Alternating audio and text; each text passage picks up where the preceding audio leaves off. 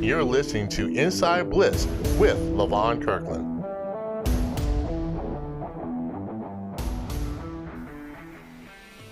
Everyone wants to be a part of something bigger.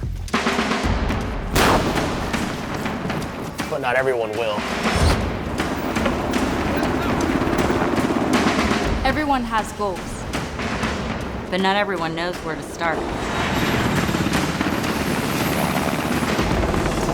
We Are not everyone. are not everyone. Are not everyone. Are not everyone.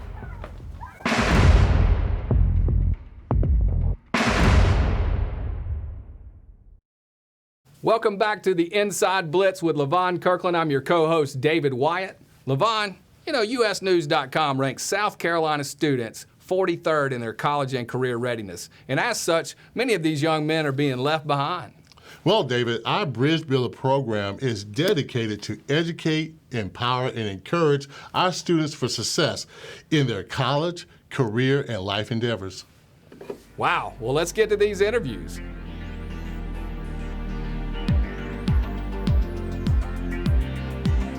This next interview is awesome. We're with Eli Durham. Hey, Eli, how you doing today, sir? I'm good. Oh, man, thank you so much for coming on. As we read through your history, man, you're quite the student athlete. First of all, I always like to do an icebreaker, and I want to know, what was your least favorite Christmas gift growing up? Yeah. I don't know if I could pick out one specific item, but I know when I was a kid, I always hated getting clothes. Anything I couldn't play with, if it wasn't a ball or a toy, something like that, I did not like it. I'd rather it just be sent back, So I'd have to say it's probably something like that. Was it like socks or something like that, or underwear that you just we could have spent that money on a brand new toy? Yeah, it was it's always, it was always like a shirt, like $10 t-shirt or a pair of socks, something that I was just the money could have been spent elsewhere. I totally understand you, because I went through getting socks or getting a t-shirt, and I'm like, I could have used another football. Yeah, exactly. Well, again, Eli, we are really thrilled that you're here on the show with us, and we do have your background history here, but we wanted to get it from you. And so the first question, the second question is, what sport do you play, or do you play any other sports that we should know about? So, yeah, I play football, but I'm also on the basketball and baseball team, so. Yeah. Okay. So what position do you play in baseball? I'm interested in that. Really all around. I'm my freshman year on the varsity team, I played first base, and then the sophomore year I was playing second, and then we had an injury in the outfield, so I ended up playing a couple games at first, second, right, left. I played one in center, just anywhere they need me, really. Okay. Well, we understand that you are an excellent student athlete, and one of the things that I was really impressed with was that you eat lunch with special need students. Can you tell us a little bit more about that? Well, so every Friday we have a club. It's the Unified Sports Club, and we'll go in the gym and we'll play volleyball, baseball, basketball, whatever really, and it's with the special needs kids. Any student who wants to do it can be in it, and it's a good program. We get to hang out, and it's really, it's just they're another person, they're people, and we hang out, talk, and it's a good experience. And then you build friends through it. We'll have a couple kids, they'll come and sit with us at the lunch table for 10, 15 minutes, talk, and then so it's a good program, and it's a good experience. I think a lot of other schools should try to invest in it if they can. Wow, that seems like quite the program, and we have to tip our hats to you. Another question is, my father worked at my high school as a janitor, and I absolutely did not like it so much because I couldn't get away with the stuff I want to get away with. Your father is the coach of your high school football team. How did you adjust to your dad being the coach? Well, it's real weird. It was really weird at first, especially, my freshman year. So my mom works there too. She's actually a math teacher.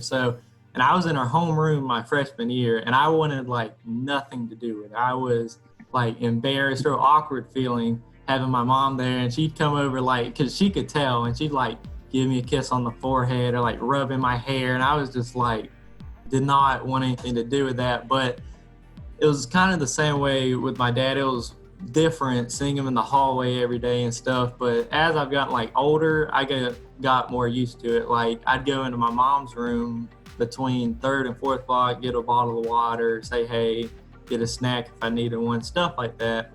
But then with my dad being the coach, he's there at practice, and all the other coaches are just my coach. But then him being my dad too adds a little to it. Sometimes, I feel like I can talk to him more because I'm not scared to approach him because I see him at home and stuff like that. And a lot of the guys assume, he's tougher on me and that at home he's still the coach because that's how they see him. But he does a good job of, once we get in the car, once we get home, he's my dad. He's not my coach anymore. And he doesn't really bring up practice or games unless I ask him to. So it's there's two different people. It's good, I guess. Today's world is about the experience and the relationships that you create. We want to be your family jeweler. We want to know your special occasions. We want to be a part of that. Well, think about what love is. It is all things tingly, all the feelings that are part of love, and to be part of experiencing the opportunity for somebody to celebrate that. When somebody leaves this place with a smile on their face, that's my goal. That's what I want to see. We understand that you're a 4.0 student because your parents at school, so it'd be kind of hard not to do that. And then also, I'm sure having a parents at school, that it probably kept you away from the principal's office. And knowing that you are a exemplary kind of student, what advice would you give a freshman coming into Andrews High School or any other high school? I would say, number one, I would say to try, because there's a lot of guys who are, they're smart, they have intelligence, but they decide, not to put in the effort to, show that they can make good grades and do well in school. And then another thing I would say is just to enjoy it, because it goes by real fast. I'm a senior. My high school career or whatever is almost over, and it feels like, last week I was a little kid in preschool playing with the Legos. So it goes by quick. Just try to enjoy it, make the best of it.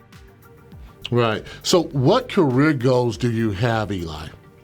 Well, I'm not really sure what I want to do yet. But, whatever, I just want to, be the best I can be and to just try to, influence and better the people around me. Okay. Now, do you have any siblings, any younger brothers or sisters? Yes. I have a little brother named Avery. He's 11 years old. Wow. So how's that with Avery? Is he a good kid, or does he get on your nerves a little bit? For the most part, he's good. He's competitive. So the only time we really have problems is we'll be playing pickup basketball, and he'll call a foul that I don't like, or I'll call one he doesn't like, and he doesn't like to lose. So if we're playing, wiffle ball, basketball, we'll play Madden 2K. He will not have it. If I beat him, does not like it. But other than that, he's a good kid. He does everything he's supposed to. Are you sure? You positive? Yeah. Okay. Because I was his youngest brother, and I know I kind of got on my brother's nerves. I just wanted to get it from another perspective. So thank you so much for that. one more question before we let you go, Eli. I know your parents are at the school, and I'm sure they're a big influence. Are there any other big influence in your life that helped guide you to the student you are today?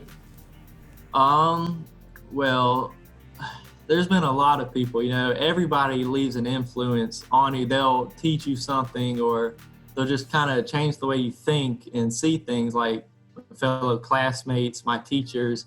But I would say my biggest influences, besides my parents, would be my grandparents, who, when I was little, they would always, they'd always make the trip down to come see me. They'd make effort to try to be in my life and see me. And so I used to live in Somerville, and we were down there last weekend or the weekend before, I think it was last weekend, for my little brother's travel baseball tournament. And so on the way home, we drove by our old neighborhood and our old house, and I just started to think about all the memories and everything I had there.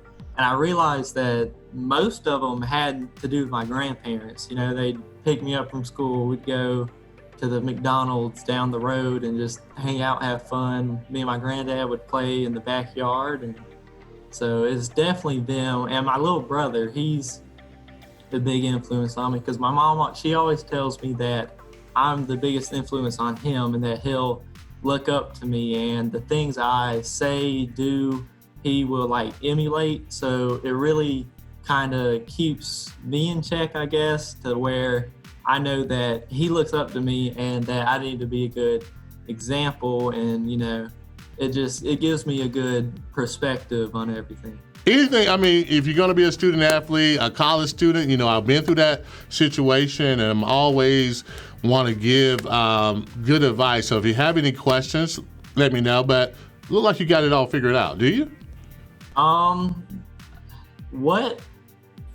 How hard was it in college to juggle academics with athletics? Oh, that's an excellent question. It was difficult at first because you're in a new situation, you're in a new surroundings. Yeah. But what you did in football is going to help you, because you know how our schedules are and how we are kind of trained to be here at a certain time. You're trained to do your homework, so you already got that schedule. Now you just have to apply it to college. So the first few months may be a little shaky because you're trying to find your surroundings, but you'll get it after a while, and you have good people to help you out also. So I would really advise to make sure that you network while you're in college. You make sure you get those contact information and keep following up with people, because those people are going to help you later on down in life. But I think you'll be fine with it. It's going to take some adjustment, but you can handle it. Eli, man, we think that you're an excellent student athlete. Again, congratulations for being one of our finalists. We know that you're going to make a big impact on a lot of people's lives. We really appreciate you being on the show, and good luck with anything. And if you ever need the South Carolina Football Hall of Fame for any reason, make sure you don't hesitate to call, okay? Yes, sir. Thanks. All right. Take care of yourself, okay? All right. Thank you.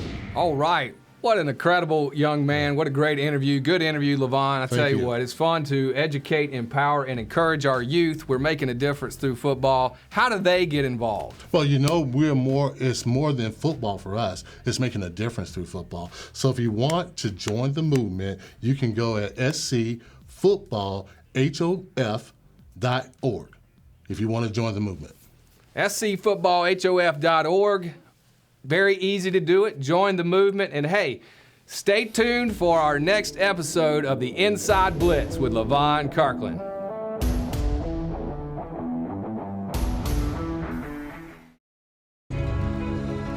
Worlds apart, minutes away.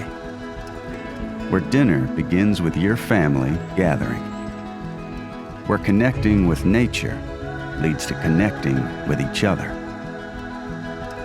Where hundreds of acres of meadows and forests nurture your mind, your body, and your spirit. Riverstead. Discover resilient living.